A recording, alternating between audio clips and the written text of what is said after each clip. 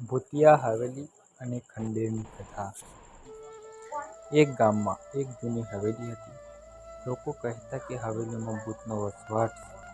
વર્ષો પહેલા ત્યાં રાજાની પુત્રી રહેતી હતી. એક રાત્રે તેનું અજ્ઞાત રીતે મૃત્યુ થયું અને ત્યારથી એ હવેલી શાપિત ગણવામાં આવે છે. એક દિવસ 4 મિત્રો વિરાટ, કિશન, શિલ્પા અને મયંક હવેલીમાં રાત પસાર કરવાનો ચેલેન્જ લે છે. તેઓ મસાલો લઈ મધરાતે હવેલીમાં પ્રવેશ કરે છે.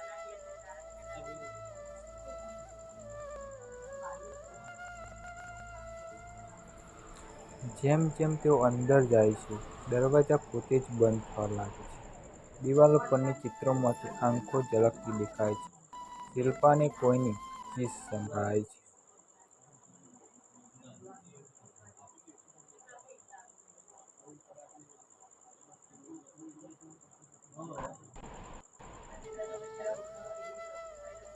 અચાનક જ એક આરતી જેવી અવાજ આવે છે અને પાછળથી સફેદ કપડામાં એક સ્ત્રી દેખાય છે, જેને જોઈને લોકો કહે છે, આ જ છે રાજકુમારનો આત્મા.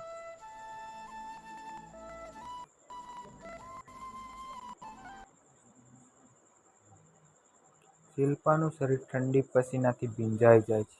મયંક બેહોશ પડી જાય છે. ક્યાંકથી અવાજ આવે છે, મારી હત્યાનો બદલો લેવાનો બાકી છે.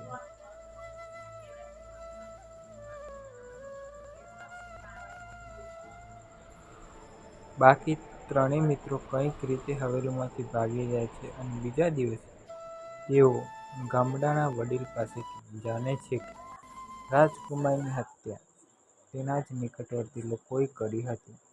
તેનો આત્મા આજે પણ ન્યાયની રાહ જુએ છે. તો દોસ્તો, તમને આ વિડીયો ગમ્યો હોય તો મારી યુટ્યુબ ચેનલને સબસ્ક્રાઈબ જરૂર કરો અને લાઈક કરો. જય માતા.